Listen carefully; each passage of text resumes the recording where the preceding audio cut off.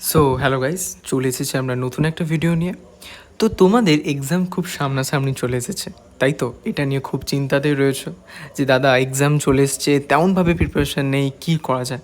ঠিক আছে, চিন্তা করতে হবে না, একটু দাদার উপর বিশ্বাস করো আর ভিডিওটা মন দিয়ে দেখতে থাকো। তাহলে দেখবে পরীক্ষার আগে যে ভয়, সেই ভয়টা তোমার আর থাকবে না, তুমি একজন ওয়েল প্রিপেয়ার্ড হয়ে যাবে একদম। ঠিক আছে, চল শুরু করা যাক আমাদের আজকের ভিডিও। আজকের ভিডিওতে আমি কিছু সিক্রেট ট্রিক্সগুলো নিয়ে তোমাদের সাথে আলোচনা করব, যেখানে এই সিক্রেট ট্রিকগুলো যদি তোমরা ফলো করতে পারো তোমাদের এক্সামের আগে, তাহলে অবশ্যই তোমরা তোমাদের সামনের এক্সামে, আপকামিং এক্সামিনেশনে খুব ভালো রেজাল্ট তোমরা সবাই করতে পারবে। তাহলে চলো শুরু করা যাক আমাদের আজকের ভিডিও। দেখো, সবার আগে তোমাকে দেখতে হবে যে তোমার যে সামনে এক্সামটা রয়েছে সেটা কবে রয়েছে এক্সাম। ওকে, তুমি জানলে। এরপর জানার পর আজকে যেই দিন তুমি ভিডিও দেখছো, আজকের দিন থেকে এক্সামের আগের দিন পর্যন্ত তোমার হাতে আর কতদিন সময় রয়েছে সেটা তুমি বুঝতে পারছো যে আমার হাতে আর 15 দিন বা 20 দিন রয়েছে। এবার তুমি সিলেবাসটা দেখো যে তোমার ওই সামনে যে এক্সামটা রয়েছে সেই এক্সামের জন্য সিলেবাস কী কী রয়েছে। ঠিক আছে, এরপর এই যে 15-20 দিন রয়েছে, 15-20 দিনের মধ্যে চেষ্টা করো সিলেবাসটাকে এমনভাবে পার্ট ওয়াইজ বা ডে ওয়াইজ এমনভাবে অ্যাকচুয়ালি সেটাকে ডিভাইড করতে, যাতে করে তুমি ওভারঅল সিলেবাসটা কমপ্লিট করতে পারো। সবার আগে এরকম একটা ভাবে যে সিলেবাসটাকে ফার্স্ট অফ অল কমপ্লিট করো। ঠিক আছে, এবার কমপ্লিট করতে করতে সাপোজ ভাবো ইংলিশ লিটারেচার নিয়ে আমি যদি বলি, তো ইংলিশ লিটারেচারে তুমি ভাবো কোনো একটা টপিক থেকে লং কোয়েশ্চেন করলে। ঠিক আছে, তো এবার চেষ্টা করো ওই লং কোয়েশ্চেনটা বারবার রিভিশন দেওয়ার। তো এই যে বারবার রিভিশন দিলে কী হবে, তুমি ওই পার্টিকুলার কোয়েশ্চেনের অ্যান্সার খুব ভালো মতনভাবে তোমার একদম রেডি হয়ে যাবে।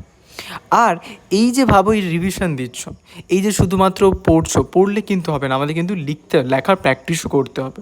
তো যখনই দেখবে কোনো কোয়েশ্চেন অ্যান্সার রেডি হয়ে গেছে এবং তুমি বুঝতে পারছো যে না, এই কোয়েশ্চেনটা যদি আমার পরীক্ষায় পড়ে তো ডেফিনেটলি আমি খুব ভালো লিখতে পারবো। তো সেটার জন্য কি করতে হবে, সেটার জন্য এই যে ফোনে তুমি ভিডিওটা দেখছো, এই তোমার কাছে যে ফোনটা রয়েছে, এই তো ফোনটায় তুমি স্টপ ওয়াচ লাগিয়ে দাও। আর স্টপ ওয়াচ লাগিয়ে দেখো যে তোমার ওই পার্টিকুলার অ্যান্সারটা লিখতে কতক্ষণ সময় লাগছে। 10 নম্বরের 40 মিনিটের বেশি যেন তোমার না লাগে, এরকমভাবে একটা প্র্যাকটিস করতে থাকো। হয়ে গেল।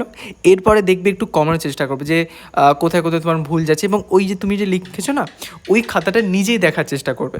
এরকম নয়, এরকম ভেবে যে ওই খাতাটা আমার, এরকম নয়, ভাববে যে ওই খাতাটা অন্য কারো খাতা বা তোমার কোনো ফ্রেন্ডের খাতা। ঠিক আছে, তো তুমি তার খাতাটা তুমি দেখছো, তো এরকম এক প্রকার একটা ইন্টেনশন নিয়ে তুমি কিন্তু দেখবে। তাহলে কী হবে, দেখলে কী হবে, এইভাবে দেখলে তুমি তোমার অ্যান্সারের মধ্যে অনেক ভুলগুলো দেখতে পারবে। ঠিক আছে, তো এইভাবে লেখার প্র্যাকটিস করলে, তো এইভাবে নতুন নতুন লং কোয়েশ্চেন করলে, রিভিশন দিলে, রাইটিং বা লিখলে, ঠিক আছে, তাহলে এই 3টে কাজ কিন্তু করবে।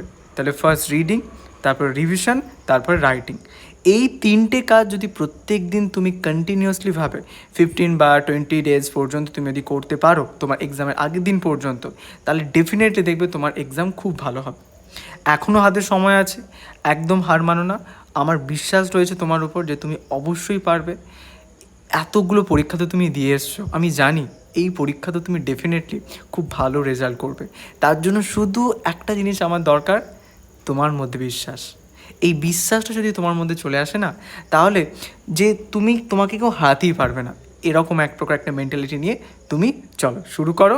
আমি তোমাদের পাশে আছি, মন দিয়ে পড়তে থাকো আর দেখিয়ে দাও যে তুমিও কোনো দিক থেকে কিন্তু কম নয়। ঠিক আছে, চলো মনে সবাই পড়তে থাকো আর এই কথাগুলো কিন্তু একটু মাথায় রাখবে তোমরা সবাই।